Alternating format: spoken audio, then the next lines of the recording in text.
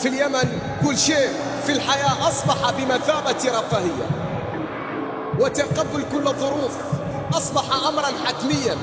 هناك الألم لا يسمى ألم، لأن هناك ما هو أشد من الألم، لكنهم مع كل هذا يعشقون كرة القدم إلى حد الجنون.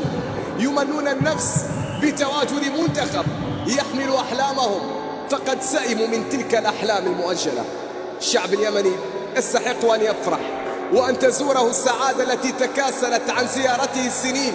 في اليمن هناك آلاف المواهب التي تنبت في كل عام من أزقة شوارعه التاريخية. ملايين الأحلام تسكن تلك الأرض التي أنهكتها الأيام.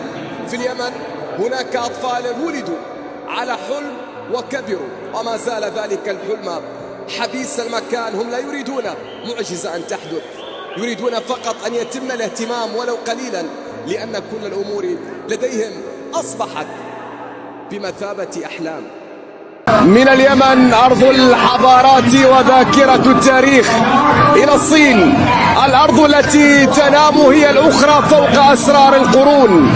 يسافر الأمل معية منتخب يمثل لليمنيين شمعة أمل ونافذة فرح يتنفس منه وطن وتدور معه قلوب الملايين في بلد صار فيه الفرح زائرا عابرا.